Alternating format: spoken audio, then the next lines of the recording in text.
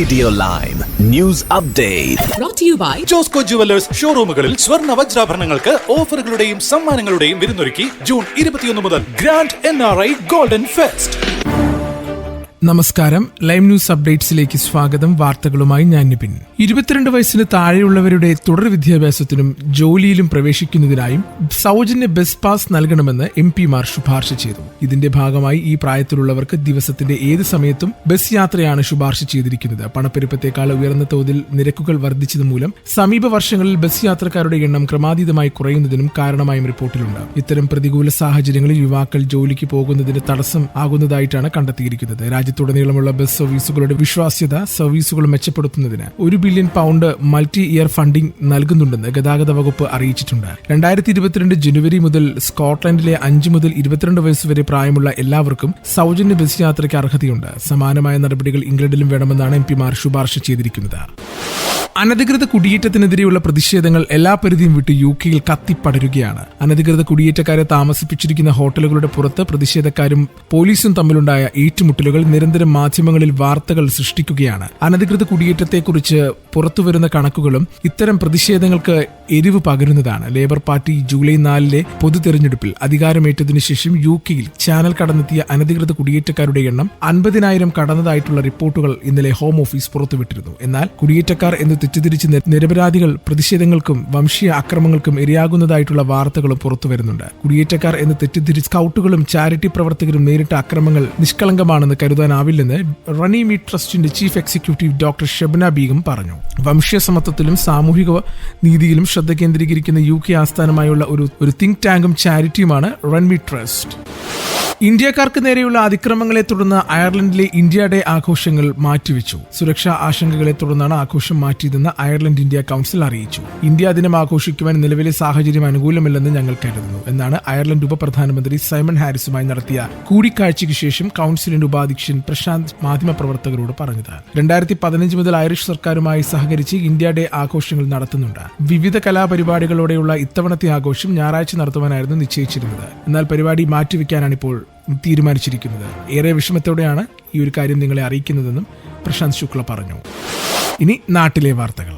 ഇന്ത്യയിലെ വിമാനത്താവളങ്ങളെ വിമർശിച്ച് open AI ജീവനക്കാരൻ സമൂഹ മാധ്യമങ്ങളിൽ എഴുതിയ കുറിപ്പ് വൈറലാകുന്നു. പല ഘട്ടത്തിൽ പലയാവർത്തി നടത്തുന്ന സുരക്ഷാ പരിശോധനകളെക്കുറിച്ചാണ് കുറിപ്പിൽ പറയുന്നത്.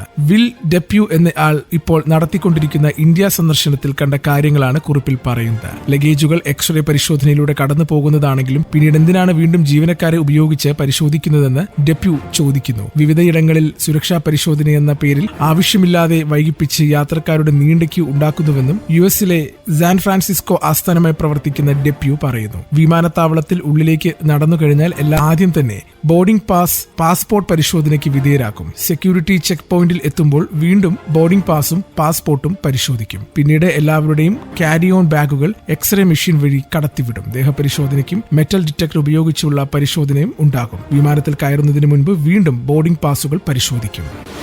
തെലുങ്കാനയിലെ മഹബൂബ്നഗർ ജില്ലയിലെ ബേക്കറിയിൽ നിന്ന് വാങ്ങിയ പപ്സിനുള്ളിലെ ചെറിയ പാമ്പിനെ കണ്ടെന്ന് കേസ്. ചർച്ചർല മുനിസിപ്പാലിറ്റിയിലെ അയ്യങ്കാർ ബേക്കറിയിൽ നിന്നും വാങ്ങിയ കറി പപ്സിലാണ് പാമ്പിനെ കണ്ടെത്തിയിരിക്കുന്നത്. ശ്രീസൈല എന്ന യുവതിയാണ് ബേക്കറിയിൽ നിന്നും പപ്സുമാണ് വാങ്ങിയത്. വീട്ടിലെത്തി മക്കൾക്കൊപ്പം കഴിക്കാനെടുത്തപ്പോഴാണ് പാമ്പിനെ കണ്ടത്. ഉടൻ തന്നെ ബേക്കറിയിലെത്തി പരാതിപ്പെട്ടെങ്കിലും ഉടമ നിരുത്തരവാദിത്തപരമായിട്ടാണ് പെരുമാറിയതെന്നാണ് നടപടി. ഇതേ തുടർന്ന് യുവതി ജഗ്ചർല പോലീസിൽ പരാതി നൽകുകയായിരുന്നു. അന്വേഷണം തുടരുകയാണ്. നാട്ടിൽ അവധിക്കെത്തിയ യുവപ്രവാസി വ്യവസായിയെ തട്ടിക്കൊണ്ടുപോയതായി പരാതി. പാണ്ടിക്കാട് സ്വദേശി VP ഷമീറിനെയാണ് ചൊവ്വാഴ്ച രാത്രി 8 ഇനോവ കാറിലെത്തിയ സംഘം തട്ടിക്കൊണ്ടുപോയത്. വീട്ടിലേക്ക് ബൈക്കിൽ വരികയായിരുന്ന ഷമീർ പിന്നാലെ കാറിലെത്തിയ സംഘം ബൈക്കിടിച്ച് തെറിപ്പിച്ച് ഷമീറിനെ കയറ്റിക്കൊണ്ടുപോവുകയായിരുന്നു ദൃക്സാക്ഷികൾ പറയുന്നു. വണ്ടൂർ റോഡിലേക്കാണ് കാർ ഓടിച്ചു പോയത്. ഇന്ന് രാവിലെ ഷമീറിന്റെ ഭാര്യയുടെ ഫോണിലേക്ക് തട്ടിക്കൊണ്ടുപോയ ആളുകൾ എന്ന് സംശയിക്കുന്നവർ വിളിച്ചു. 1.5 കോടി രൂപ നൽകണമെന്നാണ് ആവശ്യം.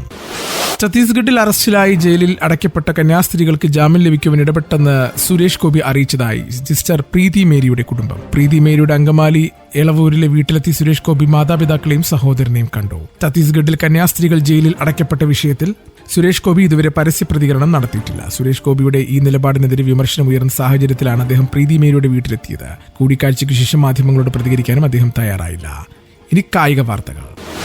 ഫ്രഞ്ച് ക്ലബ് PSG വിടുകയാണെന്ന പ്രഖ്യാപനവുമായി അടുത്തിടെ വരെ ടീമിന്റെ 1-ാം നമ്പർ ഗോൾ കീപ്പറായിരുന്ന ഇറ്റാലിയൻ സൂപ്പർ താരം ജിയാൻ ലൂച്ചി ഡെന്നറുമ താനിനി PSG വേണ്ടെന്ന് ചിലർ തീരുമാനിച്ചിരിക്കുന്നുവെന്ന് വെളിപ്പെടുത്തലായിട്ടാണ് ടീം വിടുന്ന കാര്യം ഡെന്നാരുമ പരസ്യമാക്കിയത്. ഇന്ന് നടക്കുന്ന യുവേഫ സൂപ്പർ ക്ലബ് ഫൈനലിൽ PSG സംഘത്തിൽ താരത്തെ ഉൾപ്പെടുത്തിയിരുന്നില്ല. ഇതിന് പിന്നാലെയാണ് ക്ലബ്ബ് വിടുകയാണെന്ന് ഡെന്നാരുമ പ്രഖ്യാപിച്ചത്. ഡെന്നാരുമയ്ക്ക് 2026 ജൂൺ വരെ PSG-യിൽ കരാറുണ്ടായിരുന്നു. താരത്തെ ടീമിലെത്തിക്കുവാനായി ചെൽസി, മാഞ്ചസ്റ്റർ യുണൈറ്റഡ്, അതുപോലെ ഇന്റർ മിലാൻ എന്നീ ക്ലബ്ബുകൾ ചർച്ച തുടങ്ങിയതായിട്ടാണ് വിവരം.